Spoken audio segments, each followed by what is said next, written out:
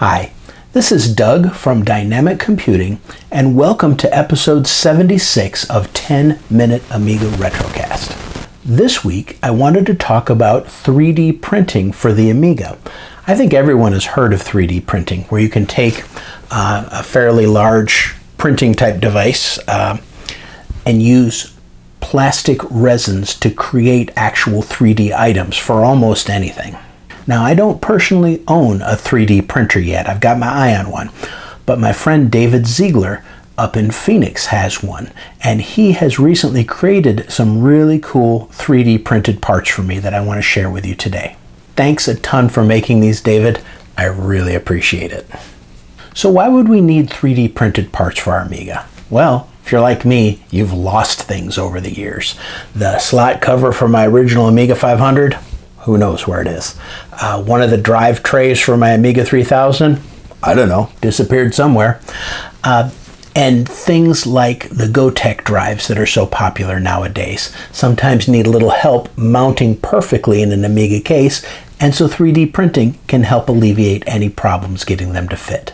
Now, the colors are not a perfect match, but the cool thing about 3D printed items is they can be painted. There are some paints out there that are really close to the original Amiga colors, and I understand there's even some resins that are really, really close to the original Amiga colors. These are mostly printed with white or black resins, but they absolutely get the job done. Let's take a closer look at some of the cool things that we can make. Here we have an Amiga 500 side slot cover. These, I don't know, I lost mine 30 years ago, have no idea where it went. And these fit perfectly and snap right into the side of your Amiga 500, offering a little bit of protection from dust and oxidation and things like that. Easily spray painted. This is an Amiga 600 bottom tray cover. It just replaces the existing tray cover in the bottom. The cool thing is it's slotted, allowing a little bit of airflow. So if you have something in there that builds up a little bit of heat, this will help dissipate it.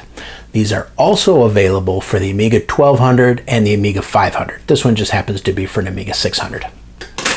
Now this is a front bay cover for a 5¼ inch bay on an Amiga 2000. They also have these for the Amiga 3000 and the Amiga 4000.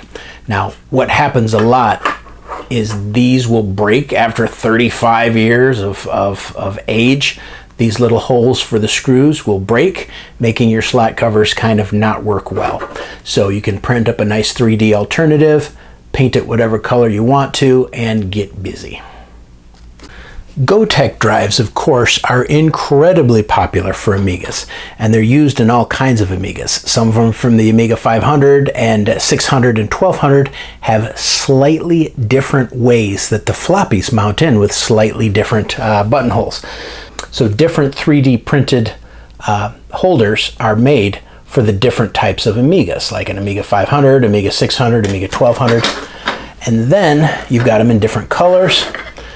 And also you've got them for things like the Amiga 2000. You can put it in a 3½ inch bay in the Amiga 2000, use this to cover it up, and still have a place for the little display screen and the little buttons, and of course for your USB flash drive right there. Now, my Gotek is in my Amiga Checkmate case, and that came with a 3D printed doohickey that works pretty well. But I'm going to try some of these from some of my other cases. And speaking of Goteks, this is a clever little guy right here. The little display screen for a Gotek fits right in here. You reroute it from the front of the Gotek into here. You run the cables up through the slots in your Amiga 500, 1200, or 600. And then this just mounts right in the little slots right there. So you can see exactly what's loaded in your Gotek right from a little display screen right there. Really clever. Now with things like this, sometimes you need a little bit of hot glue or something to hold the display in place, and you'll find yourself having to come up with some pretty creative little solutions for holding things together, but it's not hard to do. Now if you remember, the other week I did a special on my Amiga 3000, and one of the things I did was put a SCSI to SD in here. Since the SCSI to SDs don't have a standard mounting tray, what I did is I used some double-sided tape and I just put it right on top of this floppy drive here, and it worked fine. But what David printed for me was this A3000 SCSI to SD tray. And you mount the SCSI to SD right on the top, and then it can slide right in either to the front tray right here or to the back tray that's designed for it, and will hold your SCSI to SD right on there. No double-sided tape required. So that's pretty cool. Now while we're in the Amiga 3000, this little guy right here, this is a Zorro 2 or Zorro 3 adapter, and what it does is it goes right over your Zorro slots, just like so, and clips into place. And then small cards, like here I've got my Thylacine USB card. What it's designed to do is then slide into these little mounting brackets on the side, and it keeps the card from flopping around. So this slides into the normal little doohickeys that you'd have right here. Mine are currently out. And it's got its own little slots, so small sized cards are no longer flopping around inside the case. That's pretty cool.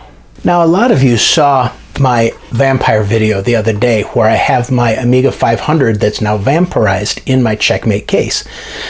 And one of the things I commented on was there was no convenient place to mount either the Ethernet adapter or the HDMI adapter. Okay, so David printed up a couple of plates for me that should work fine in the Checkmate case, like this one. This looks like a USB flash drive would go there. This looks like it's Ethernet. Here's a little bigger one here. That looks like maybe DVI. Here we've got one for like an SD or a CF card, and what looks like a USB there. Here's one for Ethernet that mounts in there. So there's all these different plates that I can use, maybe one, maybe two, maybe three of them, to hook up all of my little components inside the Checkmate case, the vampirized Checkmate case, to make things even cooler. And the awesome thing is there's so many different styles available for so many different needs. And if you don't like one, you can just modify the 3D printing files and change them and make your own. Kind of cool. Now let's take a look at a couple of things that are not necessarily Amiga related, but are very useful. This is to hold flash drives. You just pop the flash drives right in there. You can put SD, standard size SD cards right in here. You can put micro SD cards right in there. You can put CF cards down in the tray. It's just a cool place to keep your flash memory organized. These are cartridge holders for Commodore 64 cartridges. So you see I've got two different varieties of them here, two different sizes, and these are all available from thefuturewas8bit.com. This is available, well, that cartridge isn't, but the game is still available from our friends over at Double Sided Games, along with Vegetables. These are no longer available because they're all old. But you can see it's just a cool place to organize and put your cartridges. And they're all 3D printed with the Commodore logo right on the front. And speaking of Commodore logo, he 3D printed a couple of these cool little Commodore logos for me too. Let's take a look now at the underbelly of my Amiga 1200. I've got a Blizzard 040 card in here. And it's such a tight fit to get the bottom tray on here. I've never put the bottom tray on here. And the 040 chip is so hot, you have to have some kind of cooling on it or it just cooks it, okay? So I've got a little tiny fan and a couple of heat sinks, but it makes it so if I try to set the Amiga 1200 flat down, it's gonna hit this fan and the cooling is not gonna work. All it's gonna do is burn out the fan. So David 3D printed these little stands here. You can see the size of them. They fit right over the nubbins, and then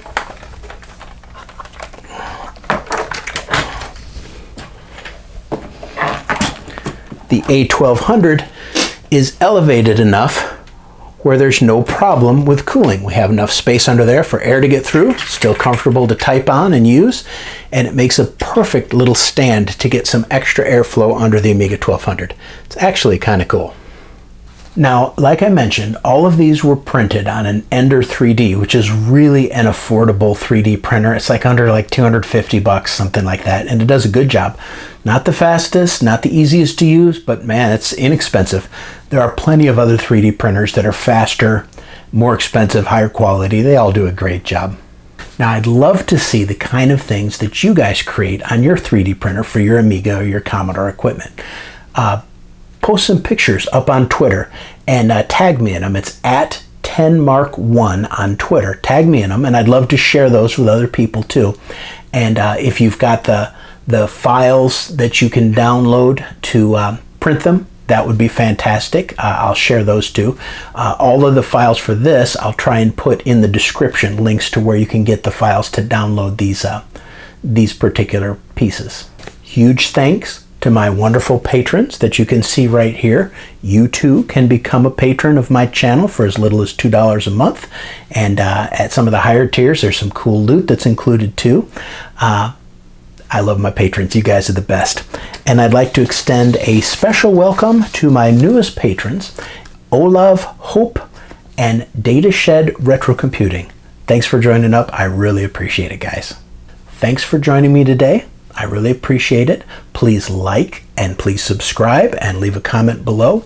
But until next time, this is Doug from 10 Minute Amiga Retro Cast, signing out.